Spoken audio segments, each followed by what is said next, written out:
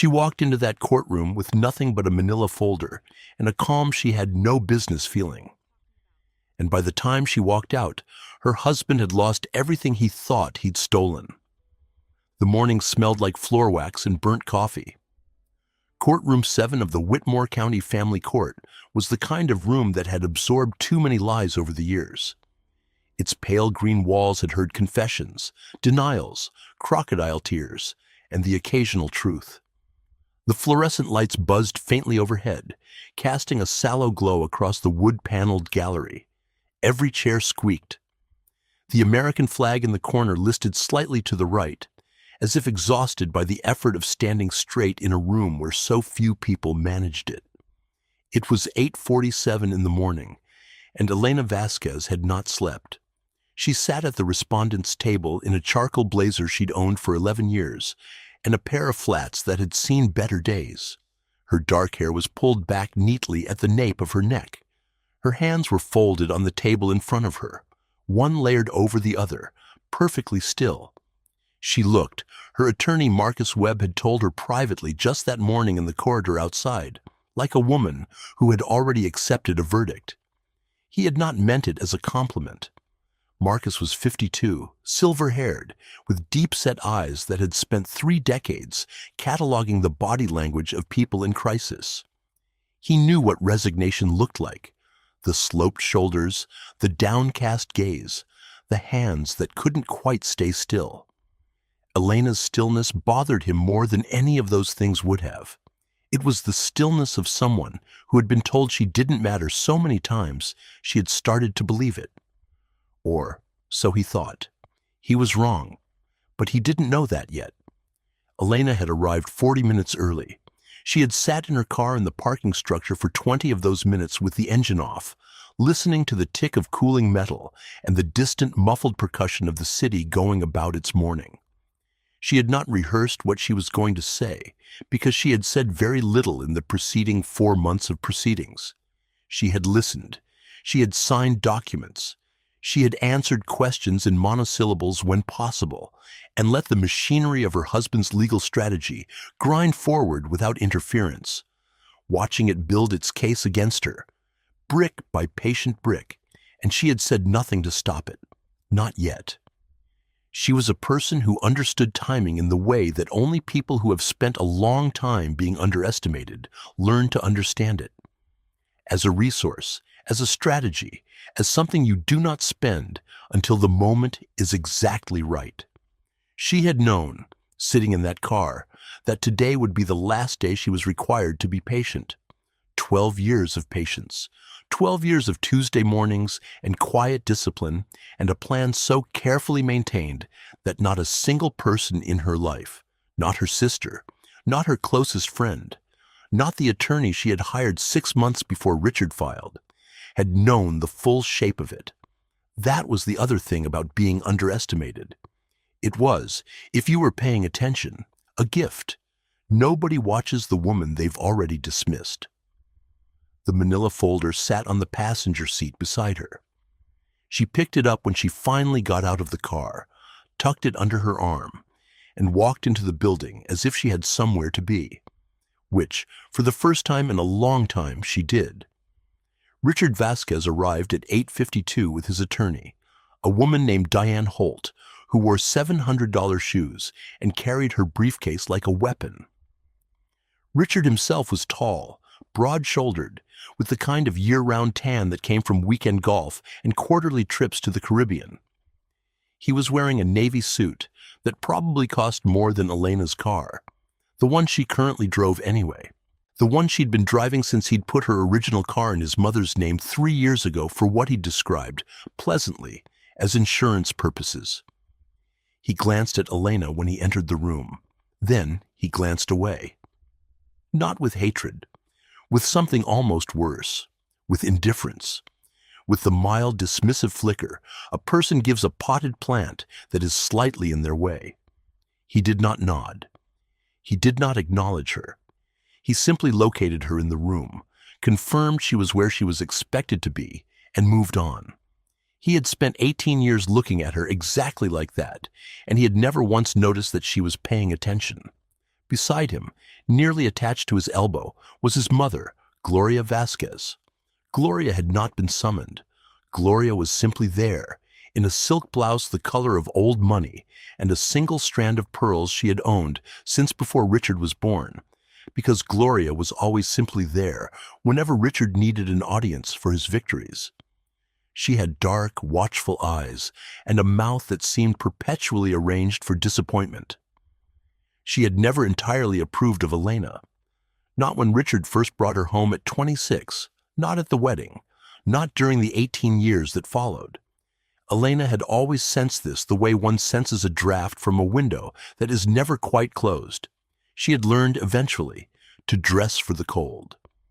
Gloria found Elena's charcoal blazer with her gaze and held it for exactly 1 second, enough time to register the assessment, to catalog the brand, the age, the absence of anything impressive, then looked away.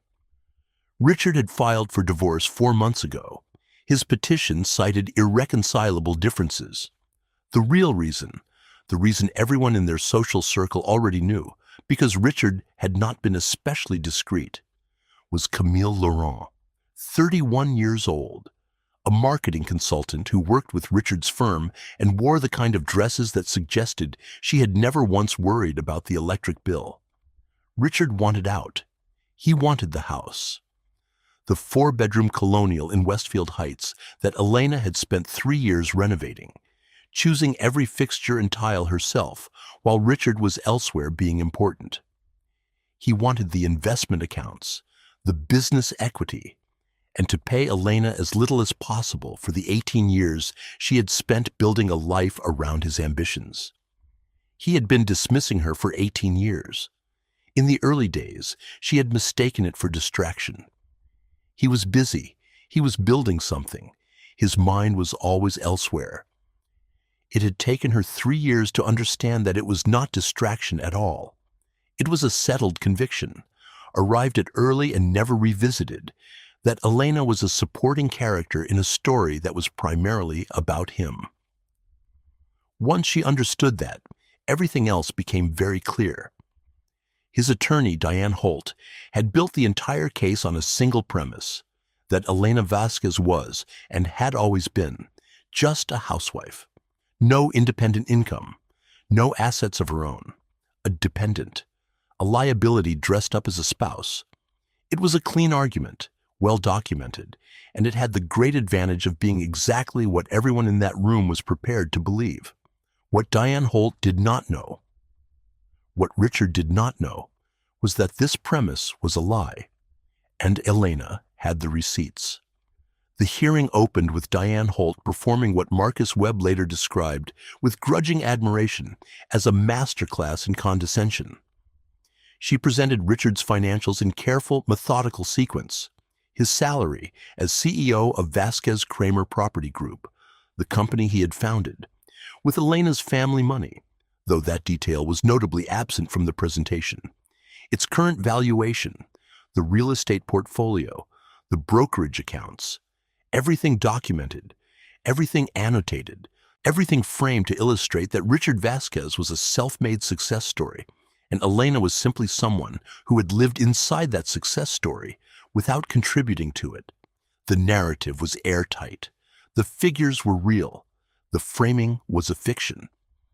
Mrs. Vasquez has no independent income, Diane said, addressing Judge Caroline Reese, who had the sharp, unhurried manner of a woman who had been lied to by much more creative people than these.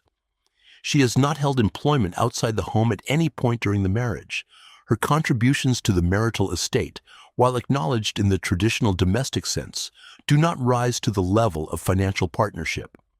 The petitioner respectfully requests that the court recognize Mrs. Vasquez's settlement offer of $240,000 as fair, reasonable, and in keeping with her actual contribution to the assets in question. $240,000 for 18 years, for the dinners and the school runs and the charity galas she had organized under Richard's name and the business relationships she had quietly cultivated and maintained. For the years, she had managed his household like a corporation, kept his mother appeased, hosted his clients, and, while he was building Vasquez Kramer, slowly, methodically, invisibly, built something entirely of her own. She had thought once that the offer might be enough. $240,000 was not nothing. It was more money than her grandmother had made in a decade at the alteration shop. But that was before she had spent 12 years quietly, carefully, patiently building something that could not be offered to her, or withheld from her, or negotiated down in a conference room by a woman in expensive shoes. The offer wasn't nothing. It was an insult dressed up as generosity, and Elena had understood the difference between those two things for a very long time. Judge Reese made a note. She did not look impressed by the number, but she did not say so. Not yet. Her expression was the careful neutral of someone who has learned that revealing too much, too early, changes the room. Marcus stood and offered Elena's counterposition. That as an equal partner in a long-term marriage, Elena was entitled to equitable distribution of the marital estate, which his team valued at approximately $4.3 million. Diane Holt actually smiled. It was a thin, practiced smile. The smile of someone who has seen this gambit before and knows exactly how it ends. The petitioner will demonstrate, Diane said smoothly, that Mrs. Vasquez's claimed valuation of marital assets is significantly overstated, and that her claim of partnership is not supported by any financial record, any business contribution, or any documented investment that this court should give meaningful weight. Richard nodded slightly, almost imperceptibly. Gloria dabbed at the corner of her mouth with a monogrammed handkerchief. Camille Laurent was not in the room. She was presumably waiting somewhere pleasant. Elena's hands remained folded on the table. She did not look at Richard. She did not look at Gloria. She looked at the flag in the corner, the one that listed slightly to the right, and she breathed, slow and even. And she waited.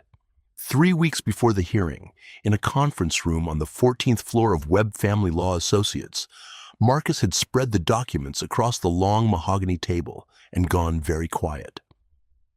He'd been quiet for almost a full minute. The city moved far below them, indifferent, and the air conditioning hummed in the ceiling. Then he'd looked at Elena, really looked at her, the way he hadn't quite managed to do in their previous 2 meetings, when he'd been operating under the same general assumption as everyone else who had ever been introduced to her at a function as Richard Vasquez's wife. And he'd said carefully, "Elena, how long?" 12 years, she said, give or take. 12 years. He sat back, and Richard has no idea. Richard, she said, has never once asked me how I spend my Tuesdays. She had started 12 years ago with $20,000, money that had come from the estate of her grandmother. A woman named Consuelo Reyes, who had emigrated from Guadalajara at 23 with $11 in her coat pocket and a sewing kit she had packed herself, and who had spent the next 4 decades building a small but tenacious alterations business on the east side of the city. Consuelo had worked from a room behind a dry cleaner's until she could afford her own storefront, and then from the storefront until she had enough to buy the building. She had died at 81, having never once described herself as someone who couldn't afford something. She had left Elena $20,000 and a note that said, in Spanish, "Don't ask anyone's permission." Elena had not told Richard about the inheritance. It wasn't a lie. He hadn't asked. He'd been in Dallas that week, closing a deal. She had deposited the money quietly and said nothing. Then she had taken the $20,000 and done something he would never in 1,000 years have expected of her.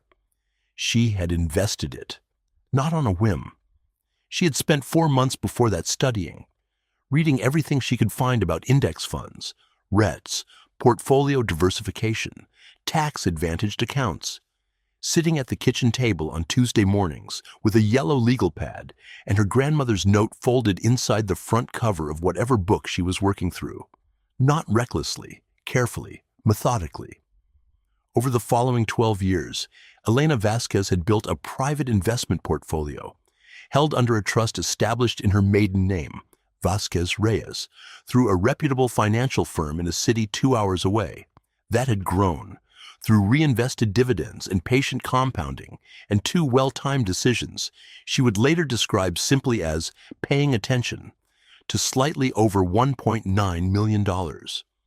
She had also, in the last 4 years, quietly purchased 3 residential properties through limited liability companies that she controlled entirely. 2 were rented to long-term tenants. 1 was occupied by her younger sister Rosa, who was paying below-market rent while she finished nursing school, and who knew better than to mention it to anyone. Total current value, approximately $840,000. That's, Marcus said and stopped. He started again. Elena, that's $2.7 million in assets that are entirely yours, entirely separate from the marital estate. Yes, Diane Holt is going to walk into that courtroom and tell Judge Reese that you have nothing. I know. Marcus pulled off his glasses, rubbed the bridge of his nose. And you want to let her finish that argument before we... I want her to finish, Elena said, because I want Richard to believe it's over. I want him to relax. I want Gloria to already be planning the dinner party. She paused. And then I want you to call Dr. Alicia Oben. Marcus looked at the name on the document she slid across the table. His eyebrows rose slowly toward his silver hairline. A forensic financial analyst, he said. The forensic financial analyst, Elena said, who spent the last 7 months auditing Vasquez Kramer's internal accounts. At my request, on retainer. The room was very quiet. Elena, Marcus said slowly, what did she find? Elena smiled for the first time in 4 months. It was not a large smile. It was the smile of a woman who has been patient for a very long time and has almost reached the end of her patience. Everything, she said. Back in courtroom 7, Diane Holt was midway through her second round of financial projections, laying out, chart by carefully prepared chart, the argument that Elena's domestic contributions did not translate into any meaningful economic stake. When Marcus Webb rose from his chair with the measured calm of someone who has been waiting for exactly this moment and is no longer willing to wait. Your Honor, he said, the respondent would like to introduce several exhibits at this time, with the court's permission. Diane paused, a small, controlled pause. She glanced at Marcus with mild annoyance, the look a chess player gives when someone makes a move that seems technically legal, but is, in their experienced assessment, ultimately futile. The case was built. The argument was laid. She had spent 6 weeks on this preparation, and she was not worried. Of course, she said, magnanimous, certain. The word arrived with the comfortable weight of someone who believes the outcome has already been decided. The first exhibit was a trust document. Marcus handed it to the court clerk and spoke clearly. The Reyes Family Trust, established 12 years prior, administered through Hartwell Financial Partners, current holdings approximately $1.9 million in diversified securities, index funds, and reinvested dividends, all held in Elena's maiden name, all sourced from non-marital funds, all entirely separate from any joint account at any point in the marriage. Diane's expression shifted, a tightening around the eyes, a fraction of stillness that hadn't been there a moment before. She turned her head to look at Richard. Richard was staring at the document, like a man who has just discovered the floor he was standing on is made of glass and has not yet decided whether to move. Furthermore, Marcus continued, the respondent holds controlling interest in 3 limited liability companies, Reyes Properties LLC, Sunrise Holdings LLC, and Cedar Point Residential LLC, which collectively own 3 residential properties with a current combined market value of approximately $840,000. Documentation, financial history, and independent appraisals for each property are included in the exhibit bundle being submitted to the court. Gloria Vasquez made a sound in the gallery, a small, involuntary intake of breath. the sound a tightly constructed worldview makes when it develops its first crack and the air begins to come in. Richard leaned to Diane and said something low and urgent. Diane whispered back. Her tone had changed in the way a room changes when someone opens a window in winter. The certainty had left it. She did not look at Richard when the trust document was handed to the clerk. She had decided months ago that she would not look at him at the moment of his understanding. It was not cruelty. It was simply that she had spent 18 years watching him look at her, had catalogued every version of that look, and she had no interest in adding this particular one to the collection. She looked instead at the flag in the corner. Still listing, still tired, still there. Judge Reese had the trust document in her hands and was reading it with the focused, unhurried attention of someone who has just become significantly more interested in a proceeding. She looked up. Mr. Webb, these assets, entirely from non-marital funds? No commingling with any joint account at any point? Correct, Your Honor. The respondent has retained Dr. Alicia Oben, a certified forensic financial analyst, who has conducted a complete independent audit of all financial history underlying the respondent's assets. Dr. Oben can speak to sourcing, timeline, and independence in precise detail. Judge Reese set down the document and looked at Diane Holt with the particular expression of a judge who has just decided to change direction. Call her, Judge Reese said. Doctor, Alicia Oben was 55 years old, wore reading glasses on a beaded chain, and had the calm, definitive manner of a woman who had spent 3 decades in rooms exactly like this one, presenting facts to people who had bet heavily on the facts being different. She took the witness stand, confirmed her credentials. 28 years in forensic financial analysis, expert witness in over 200 cases, formerly with the FBI Financial Crimes Division. And then, in response to Marcus Webb's questions, began to explain what she had found. The independent assets were confirmed first, clean sourcing, no marital commingling at any point. Elena's portfolio documented to the dollar. Every trade, every dividend, every reinvestment, every account statement from the first deposit to the present.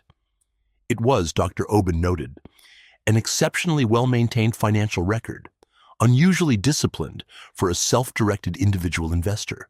She said it without editorializing. She didn't need to. The implications settled in the room like sediment, layering itself slowly over the image of a woman who had no financial identity of her own. Then Dr. Oben adjusted her glasses and said, in addition to the respondent's independent assets, my review of Vasquez Kramer Property Group's internal financial records, obtained through the discovery process, revealed a pattern of significant concern. Diane Holt was on her feet. Objection, Your Honor. Relevance.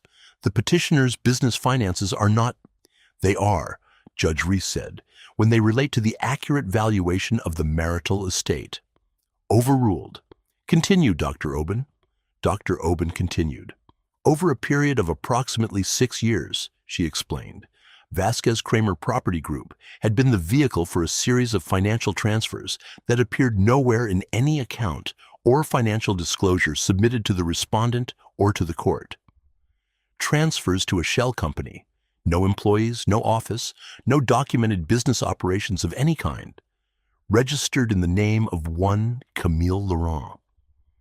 That company had received approximately $1.2 million from Vasquez Kramer's operating accounts, categorized in internal records as consulting fees. There were no contracts. There were no deliverables. There was no business purpose that could be identified. The courtroom went so quiet, you could hear the fluorescent lights. Richard Vasquez's face had moved through several colors in rapid succession and arrived somewhere between gray and the particular shade of pale that precedes a very bad decision. His hands, which had been resting calmly on the table, were now gripping the edge of it. Furthermore, Dr. Oben said, looking at no one in particular, records obtained from the petitioner's personal financial accounts, again through discovery, indicate that approximately $400,000 in marital funds were transferred to accounts in the petitioner's mother's name over the same period. These transfers do not appear in any financial disclosure submitted to this court. Gloria Vasquez stood up. She actually stood up in the gallery, which was not something one did in Judge Reese's courtroom. "That is an absolute—" "Ma'am," Judge Reese said, and the word landed with the weight of a gavel, which she hadn't needed to use. "Sit down." Gloria sat down. Diane Holt was no longer performing certainty. She had moved into damage control. Faster, tighter, the eyes recalculating. She requested a recess. Judge Reese denied it. She requested time to review Dr. Oben's documentation. Judge Reese gave the room 20 minutes and told everyone to remain in the building. In the hallway, Elena stood by a water fountain and drank a small cup of water. Marcus stood beside her. He did not say anything. Neither did she. There was nothing that needed to be said.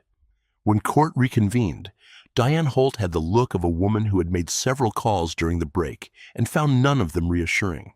Richard sat beside her with his jaw set and his eyes fixed on the middle distance. The expression of a man performing composure he no longer had access to.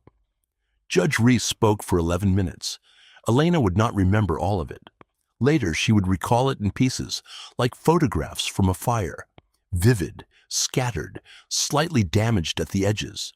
She would remember the judge's voice, which was not raised but was not gentle either, which had the particular authority of someone who does not require volume or warmth to make a point land with full weight. She would remember the phrase deliberate concealment, used twice, each time with a slight lean forward. She would remember the word fraud, appearing twice in the same statement, once in reference to the Camille Laurent transfers, and once in reference to the undisclosed accounts in Gloria's name, and the way it sat differently each time it landed. The same word, doing different work. This court, Judge Reese said, does not take lightly the discovery that one party to this proceeding has not only misrepresented the composition of the marital estate, but has actively and systematically worked to transfer and conceal marital assets in anticipation of this very proceeding. That is not a legal strategy. That is not aggressive advocacy. That is contempt. Contempt of this court, contempt of the legal process, and contempt of the respondent, who was presented with a settlement offer of $240,000, while her husband was in the process of concealing over $1.6 million in marital funds. He hoped she would never be in a position to recover. Richard's jaw moved. Diane Holt placed her hand briefly on his forearm. He did not speak. The judge continued. She awarded Elena 55% of the total documented marital estate, a figure reflecting not only equitable distribution, but the court's explicit discretionary response to the systematic concealment that had been revealed. She ordered the full recovery of the funds transferred to the Camille Laurent Shell Company and the funds transferred to Gloria Vasquez's accounts, both to be returned to the marital estate for redistribution. She referred the matter of the undisclosed transfers to the Whitmore County District Attorney's Office for potential criminal review, noting that the documented pattern raised questions that extended beyond the scope of a civil family court proceeding. She awarded Elena full attorney's fees and costs, payable within 60 days. She would remember also the silence in the room when Judge Reese finished speaking. Not the silence of shock. There had been shock earlier, when Dr. Oben was still talking. This silence was different. It was the silence of a verdict settling, of a version of events being permanently replaced by another, of everyone in the room quietly revising what they thought they knew about the woman at the respondent's table in the 11-year-old blazer. She then looked at Richard Vasquez directly, with the flat, deliberate gaze of a woman who has presided over thousands of hours of human dishonesty and has long since stopped being surprised by any of it, but has never once stopped being tired of it. "Mr. Vasquez," she said, "you came into this courtroom today to argue that your wife contributed nothing. I hope you understand the irony of what has been presented here. The woman you described as just a housewife built a $2.7 million estate in her own name while managing yours. I would suggest that the next time you elect to characterize someone's contributions, you first take the trouble to find out what they actually are. She closed the folder on her bench. The sound it made was small and final. We're adjourned. Elena walked out of courtroom 7 at 11:43 in the morning. The hallway smelled like floor wax and bitter coffee, the same as it had 2 hours ago. But something in the quality of the air felt different now. Thinner and cleaner. The way the atmosphere changes after a storm that has been building all day finally breaks and moves through and leaves everything washed. She did not look back into the courtroom. She had made that decision somewhere around the 3rd month of discovery, that when this was over, whatever over looked like, she would not look back into the room where it happened.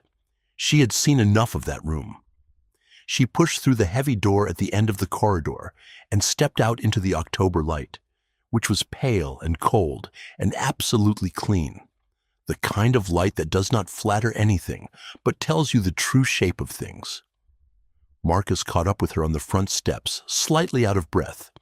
He had her coat, the gray wool one she had forgotten on the back of her chair, and he held it out and she took it and pulled it on, and he said very quietly, "Elena, congratulations." She didn't answer right away. She stood on the top step and looked out at the parking lot and the line of ordinary municipal trees at the far edge of it. Their branches mostly bare now, held up against the gray sky like an argument someone had finally stopped making. She thought about her grandmother, Consuelo Reyes, who had come to this country with $11 and a sewing kit and had never once apologized for the space she took up in the world, who had worked from a back room to a storefront, to a building she owned outright, who had died at 81, having earned every square foot of her life. She thought about the $20,000 that had become, slowly, patiently, over 12 years of Tuesday mornings when no one was paying attention, something that could not be taken from her, something that existed entirely apart from Richard's name, Richard's money, Richard's calculation of what she was worth. She thought about those Tuesday mornings, the yellow legal pad, the highlighter, the note folded inside the front cover of every book she read during those years. Don't ask anyone's permission. She thought about the first time she had driven out to Cedar Falls and walked into Hartwell Financial and opened an account under her own name. The quiet, particular satisfaction of it. The way the drive home had felt, like something had been decided, even though nothing visible had changed yet. She thought briefly about Richard's face when the trust document appeared in the courtroom, the color it had turned, the way his hands found the edge of the table.